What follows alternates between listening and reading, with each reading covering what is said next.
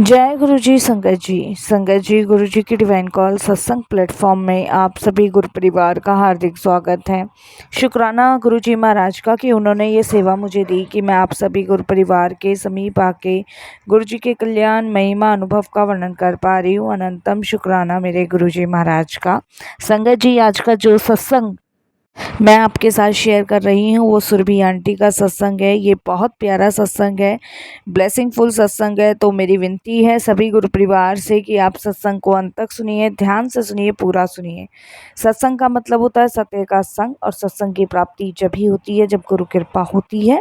मैं हर सत्संग में आप सभी से रिक्वेस्ट करती हूँ, जो समय परमात्मा की चर्चा में भक्ति में गुजरता है वो सबसे ज़्यादा सर्वश्रेष्ठ समय कहलाया जाता है। तो इसीलिए बिना स्किप किए आप सत्संग को अंत तक सुनिएगा, ध्यान से सुनिएगा, पूरा सुनिएगा। और अगर आप भी अपने सत्संग अनुभव शेयर करना चाहते हैं तो हिंदी में साफ राइटिंग में आप अपना सत्संग लिखकर हमारी जीमेल आईडी पर सेंड कर सकते हैं, ताकि आपके द्वारा सुनाए गए सत्संग से जो भी गुरुजी महाराज की नई जुड़ने वाली संगत होगी उन्हें गुरुजी के कल्याण महिमा अनुभव के बारे में ज़्यादा से ज़्यादा पता चलेगा। सत्संग आपको पसंद आता है तो आप इसको लाइक कीजिए, चैनल को सब्सक्राइब कीजिए, वीडियो को ज़्यादा से ज़्यादा संगत में शेयर कीजिए और बेल आइकन दबाना बिल्कुल नहीं भूलिएगा। जब भी कोई लेटेस्ट सत्संग आएगा उसका नोटिफिकेशन आपके पास आएगा। तो चलिए संगत जी, चलते हैं गुरुजी महाराज के सत्संग की ओर। सत्संग शुरू करने से पहले करते हैं गुरु जी का मंत्र जाप। ओम नमः शिवाय, शिव जी सदा सहाय। ओम नमः शिवाय, गुरु जी सदा सहाय। जय गुरु जी। संगत जी मेरा नाम सुरभि है और ये मेरा शुक्राना सत्संग है। कोई भी मेरे से भूल चूक हो तो क्षमा कीजिएगा। मैं करनाल से हूँ और अपना सत्संग शेयर कर रही हूँ। तो मैं मंत्र जाप से अपने सत्संग की शुरुआत करूँगी। ओम नमः शिवाय, शिव जी सदा सहाय। ओम नमः शिवाय, गुरु जी सदा सहाय। संगत जी, गुरु जी के साथ अपनी जर्नी शुरू होने से पहले मैं कुछ अपनी जर्नी शुरू करूँगी, तो कोई भी भूल चूक हो तो क्षमा कीजिएगा गुरुपा। वो कहते हैं ना संगत जी, जब हमारे जीवन में दुख तकलीफ और परेशानियां होती हैं तभी गुरुजी महाराज हमें अपने चरणों से शरण से जोड़ते हैं। संगत जी, मेरी शादी 2012 में हुई थी और जब मेरी शादी हुई थी तो मेरी फैमिली वालों ने संगत जी मेरी शादी अपनी मर्जी से की थी। और संगत जी, जहाँ जिस घर में मेरी शादी हुई थी वो घर, पता नहीं, मुझे आज तक नहीं समझ आता कि उस घर के लोग कैसे थे कैसे नहीं थे। मतलब जिसे कहते हैं ना स्वार्थीपना, वो उनमें बहुत था। मतलब दूसरे की बेटी को शादी करके लाने का मतलब है कि वो घर की आपकी नौकर है, काम करने वाली है। इससे ज़्यादा कोई रिस्पेक्ट उसकी उस घर में नहीं होती है। तो मेरी शादी संगत जी सहारनपुर हुई थी। तो मेरे हस्बैंड जो थे वो संगत जी सॉफ्टवेयर इंजीनियर थे। मेरे हस्बैंड की 2 बहनें थी, 1 भाई थे और मम्मी-पापा थे उनके। मेरे हस्बैंड सबसे बड़े थे तो फर्स्ट मैरिज थी उनके घर में भी, और हमारे घर में भी संगत जी फर्स्ट ही मैरिज थी। मैं और मेरे 2 भाई थे, यहाँ मेरे मम्मी-पापा थे। तो संगत जी शादी बहुत अच्छे तरीके से मेरी फैमिली वालों ने करी, बट उनको बिल्कुल भी पसंद नहीं आया। उन लोगों ने हर एक छोटी से छोटी चीज़ों में कमी निकालनी शुरू करी। बट वो कहते हैं ना संगत जी, हम लोगों ने इस बात को ये सोच के टाल दिया कि कुछ लोगों की आदत होती है कमी निकालने की, तो कोई बात नहीं, छोड़ो। लेकिन वो कमियां निकालते गए और हम उनको ठीक करके पूरा करते रहे। जैसे कि संगत जी एक छोटा सा मैं आपको बताती हूँ।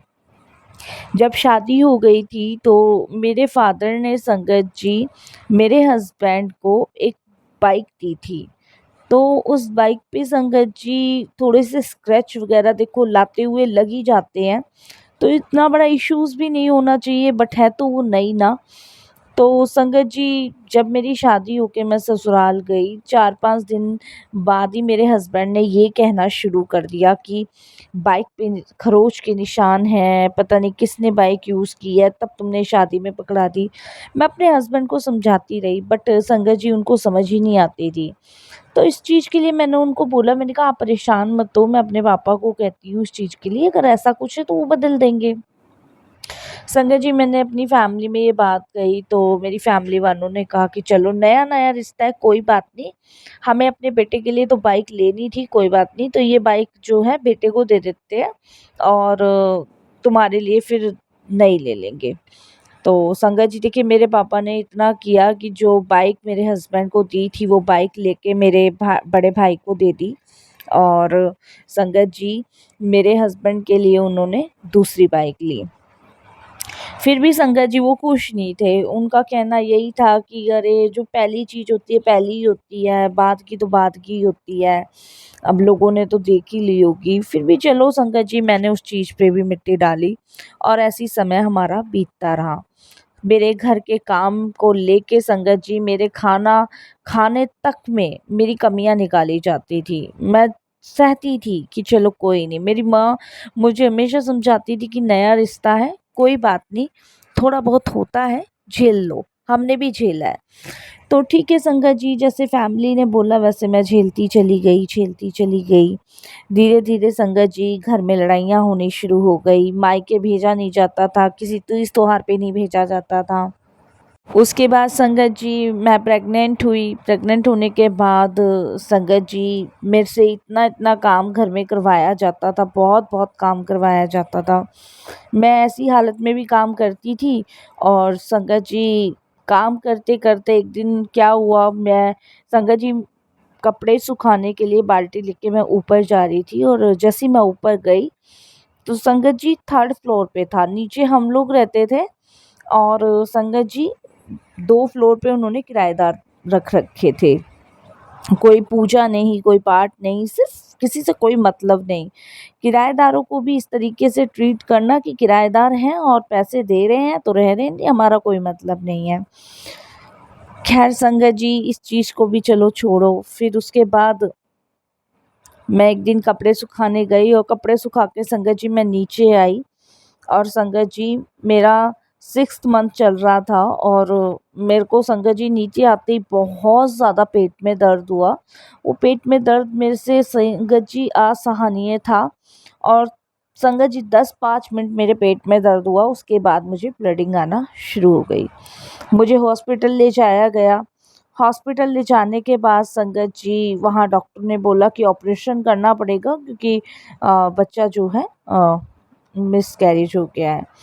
संगत जी बस उस टाइम तो मुझे होश नहीं था, बट मेरे ससुराल वालों ने मेरी फैमिली से बहुत झगड़ा किया कि तुम्हारी बेटी है ही ऐसी, और चरित्रों पे भी उन लोगों ने संगत जी मेरी उँगली उठाना शुरू कर दिया कि फ़ोन पे लगी रहती है। जबकि संगत जी एक लड़की कहाँ फ़ोन करेगी, अपनी माँ को करेगी, बहन को करेगी, भाई को करेगी और कहाँ करेगी।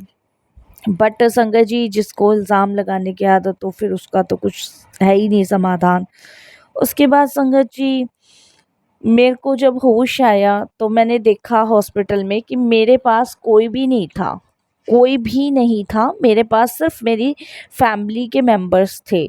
मेरे ससुराल की तरफ से कोई भी नहीं था, ना मेरे हस्बैंड, ना मेरी मदर इन लॉ, ना फादर इन लॉ, कोई भी नहीं। मैंने अपनी मम्मी को पूछा, मैंने कहा कोई आया नहीं? तो मेरी मम्मी ने बोला कि जब तुम यहाँ थी बेहोशी हालत में तो आए थे और झगड़ा करके उल्टा-सीधा बोल के और कलेश मचा के यहाँ से वो चले गए और कहा कि अपनी लड़की को अब भेजने की ज़रूरत नहीं है, इस तरीके से बोले। इस चीज़ को लेके संगत जी मैं जब ठीक हो गई तो मेरे फैमिली वाले मुझे अपने घर लेके गए। मैं टेंशन में रहती थी, परेशान रहती थी, बहुत ज़्यादा टेंशन में रहती थी।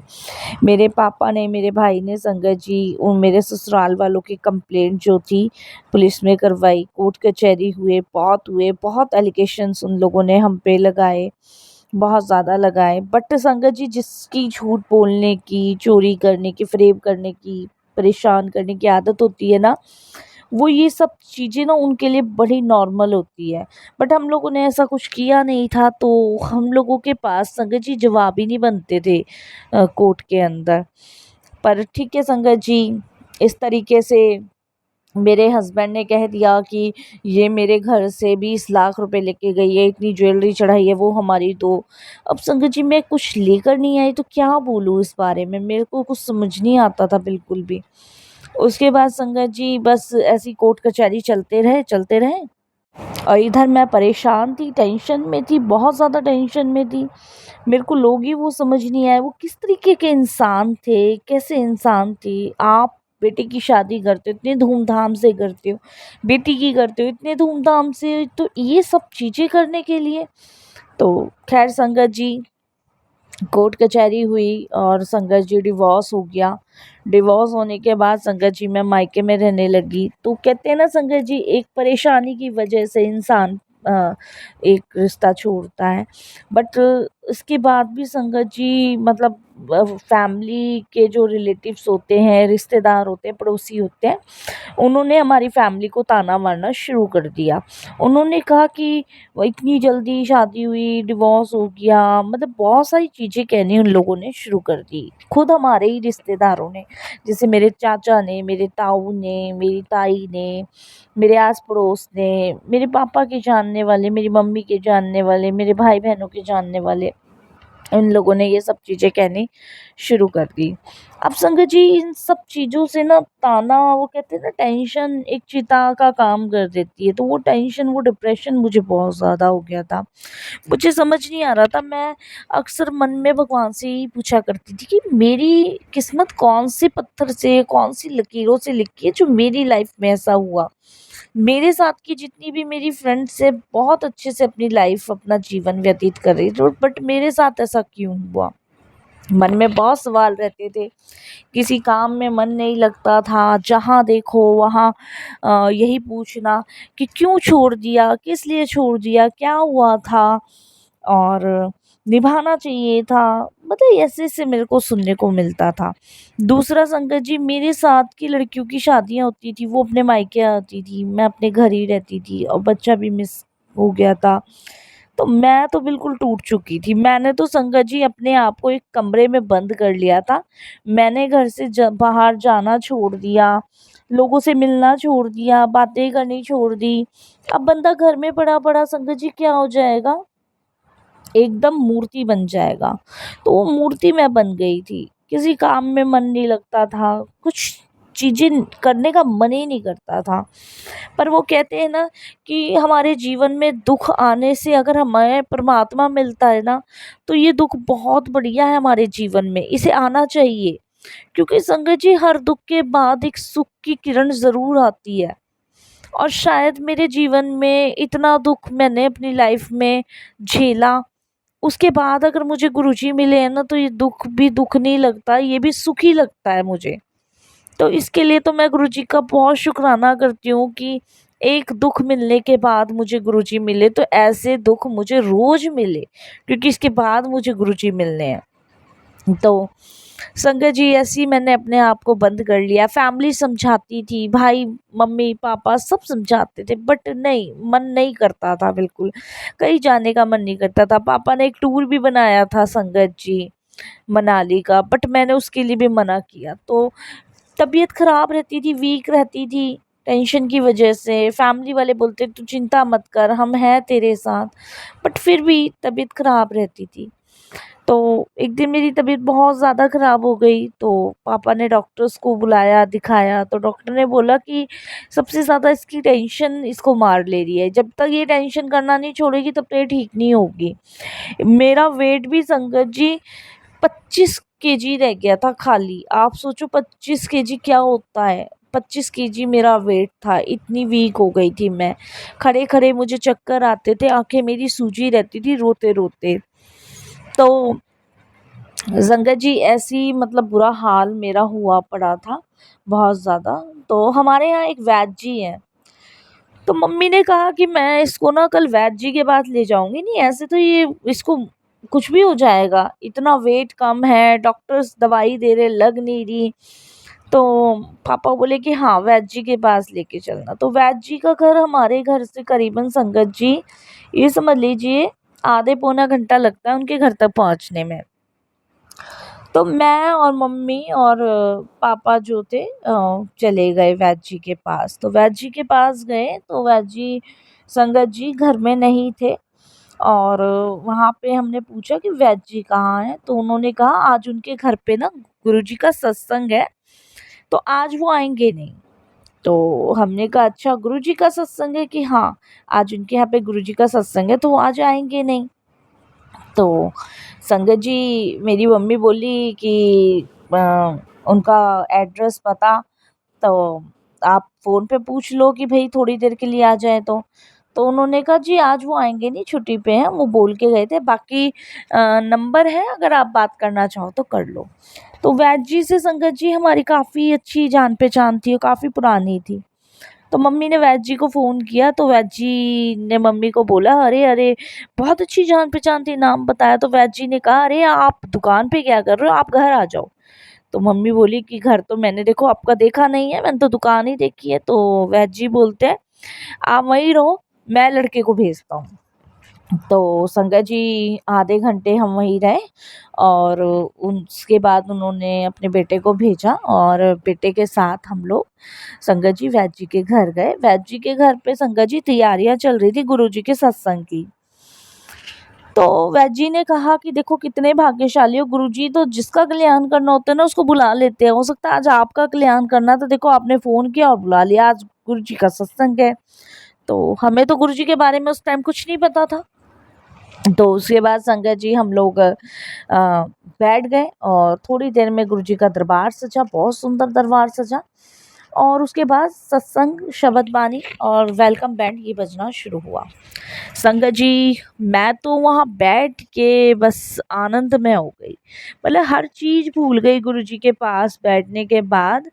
और संगत जी जहाँ पे गुरुजी का सत्संग हो रहा था, जब शबद चल रहे थे और शब्द ये था कि एक दिन बंदियां है उठ चलना, पलट के आना नहीं। तो ये शब्द चल रहा था और मेरे आंखों में से आंसू बहने शुरू हो रहे थे। मुझे नहीं पता क्यों मैं इतना रो रही थी और मेरी आंखें बंद थी और मैं रोती जा रही थी, रोती जा रही थी। मुझे नहीं पता मुझे इतना रोना वहाँ क्यों आ रहा था।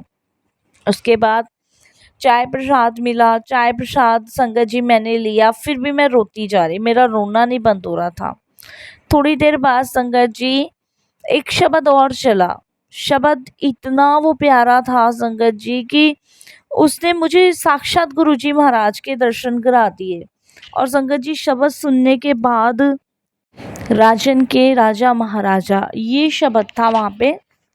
और मैंने संगत जी साक्षात उस गद्दी पे गुरुजी महाराज विराजमान देखे। मैं एकदम से चिल्लाई, मैंने कहा अभी ये गद्दी खाली थी, इस पे ये फोटो वाले बैठे हुए थे। सबने कहा ये फोटो नहीं है बेटा, ये गुरुजी का स्वरूप है। तो मैंने पहली बार ही देखा था और मैं वहाँ चिल्ला पड़ी। तो संगतों ने मुझे शांत करके बिठाया और जय गुरुजी बोलने लग गए। उसके बाद संगत जी सब लंगर का टाइम हुआ, लंगर कर लिया सबने। तो सबने मुझे संगतों ने घेर घेर लिया और सबने मुझसे पूछना शुरू कर दिया कि क्या तुमने सही में गुरुजी देखे थे? मैंने कहा हाँ मैंने यहाँ पे ये देखे थे बैठे हुए और ये देख के मुझे थोड़ा सा मुस्कुराए और फिर उसके बाद मुझे नहीं दिखे। तो सबने संगत जी शुक्राना करना शुरू किया। तो मेरी मम्मी ने पूछा ये है कौन? तो वैद्य जी ने हमें बताया। तो मेरे मम्मी ने फिर वैद्य जी को बताया कि ऐसे-ऐसे मेरी बेटी के साथ हुआ। तो मेरी मम्मी रोने लग गई। तो वो कहते हैं कि आप रो मत, आप ना इनके दरबार में आए हो और ये बैठे हैं साक्षात। जब आपकी बेटी ने इनको देखा है तो कल्याण हो चुका है। आप इनके सामने कहो और कहने की भी ज़रूरत नहीं है, जाने जहान है, इनको सब पता है। तो मम्मी ने कहा कि कहाँ पे इनका दरबार कैसे? तो वैद्य जी ने सारा कुछ बताया। तो वैद्य जी ने कहा कि मेरी परसों बस जा रही है और सभी संगत जाती है, मैं तो मंथली बस लेके जाता हूँ, आप चलो? तो मेरी मम्मी ने हाँ भरा और संगत जी मैं, मेरी मम्मी, मेरे पापा गुरुजी के दरबार गए। वहाँ पे संगत जी उस टाइम इतनी संगत नहीं आती थी, अब तो बहुत आती है। तो गुरुजी के दरबार जाने के बाद संगत जी मतलब मेरा जो डिप्रेशन था वो कहाँ ख़त्म हुआ, कहाँ नहीं ख़त्म हुआ, मुझे नहीं पता संगत जी। गुरुजी से जुड़ने के बाद मैं गुरुजी की भक्ति में ऐसी लीन हुई कि मैं आपको बता नहीं सकती। और संगत जी हम लोगों ने गुरुजी के दरबार जाना शुरू किया। गुरुजी का एक स्वरूप मैंने घर में लाके लगाया और गुरुजी के मंत्र जाप, गुरुजी के सत्संग मैं सुनने लगी और संगत जी इस तरीके से हम लोगों की गुरुजी के साथ जर्नी शुरू हुई। बड़ा अच्छा लगता था गुरुजी महाराज से जुड़ने के बाद। और संगत जी मैं बहुत सारे दुखों से निकली, गुरुजी ने मुझे निकलवाया। जितनी टेंशन में मैं थी वो सारी टेंशन मेरी कहाँ ख़त्म हुई। मुझे देख के मेरी फैमिली वाले भी बहुत खुश होते थे, लोग बोलते थे। लेकिन गुरुजी से जुड़ने के बाद ये पता चला लोगों का काम है बोलना, लोगों की सुनो मत। अगर लोगों की सुनोगे तो जीवन में आगे नहीं बढ़ पाओगे। सिर्फ़ अपने लक्ष्य पे, अपने काम पे ध्यान दो, अपने नित्य नेम पूजा पाठ में ध्यान दो, इसके अलावा कुछ मत करो। उसके बाद संगत जी, गुरुजी ने बड़ी हिम्मत, बड़ा सहारा, बड़ा हौसला मुझे दिया। इसके लिए भी गुरुजी का अनंतम शुक्राना करती हूँ। बहुत-बहुत शुक्राना करती हूँ अपने गुरुपा का। फिर संगत जी, इस तरीके से गुरुजी ने मुझे जीना सिखाया और संगत जी करीबन गुरुजी के साथ ऐसा कनेक्शन मेरा स्ट्रॉन्ग हुआ कि मैंने गुरुजी के यहाँ सैटरडे, मंडे और संगत जी फ्राइडे गुरुजी के दरबार जाना ही जाना, कंटिन्यू जाना ही जाना। तो जो कराते हैं गुरुजी वही कराते हैं जो हमारे लिए भले के लिए होता है और जो हमारे लिए अच्छा होता है। और देखिए संगत जी, सब गुरुजी पे मैंने छोड़ा, गुरु परिवार की संगत मिली और उसके बाद संगत जी बहुत अच्छे-अच्छे संगतों को गुरुजी ने मुझसे अटैच करवाया, अच्छा लगा। तो एक दिन मैं मेरी मम्मी सत्संग में गए हुए थे संगत जी, देखिए वहाँ भी गुरुजी की कैसी कृपा हुई। और जब मैं मम्मी सत्संग में गए थे तो वहाँ पे एक टीना आंटी थी और वो टीना आंटी जब सत्संग ख़त्म हो गया मेरी मम्मी के पास आई और मेरी मम्मी को बोलने लगी कि आप अपनी बेटी के लिए कोई रिश्ता देख रहे हो क्या? तो मेरी मम्मी ने बोला कि जी, हमने पहले इसकी शादी की थी, ऐसे-ऐसे हुआ। मेरी मम्मी ने सब कुछ बताया। तो वो कहते हैं कि जी मेरे मन में बहुत टाइम से थी, मैं देख रही थी आप लोगों को सत्संग में और आप वैद्य जी के भी जाते हो और भी जगह जाते हो। तो मेरे मन में था कि मैं आपसे पूछूं, मेरा बेटा है और वो यहीं पे ही जॉब करता है दिल्ली में ही, गुड़गांव में। और अगर आप देख लो, करना चाहो तो मेरी मदर ने कहा कि आपके बेटे की शादी हो गई है? तो उन्होंने कहा नहीं नहीं, बेटी की शादी नहीं हुई, लेकिन आपकी बेटी हमें बहुत पसंद है। तो देखिए संगत जी, कहाँ से कहाँ गुरुजी ने कनेक्शन जोड़ा, उनकी फैमिली से हमारी फैमिली को अटैच कराया और उनकी फैमिली हमारे घर आई, हमारी फैमिली उनके घर गई, बहुत अच्छे संबंध बने, बहुत अच्छा रिश्ता हुआ फिर से।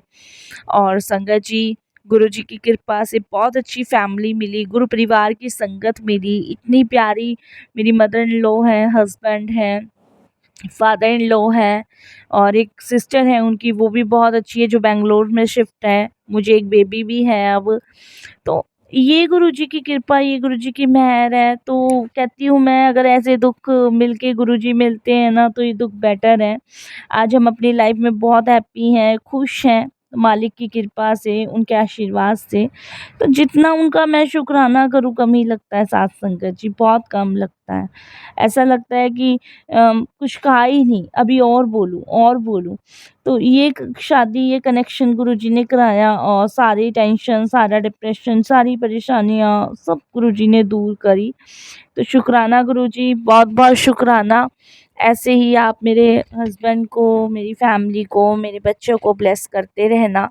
अपनी असीम कृपा बनाए रखना। और यही संगत जी, सत्संग बहुत लंबा हो जाएगा, कहने को बहुत कुछ है मेरे पास, बहुत कुछ। मन नहीं करता कभी भी कि सत्संग को समापन करूं, पर गुरुजी की आज्ञा यहीं तक है। जय गुरु जी, शुक्राना गुरुजी।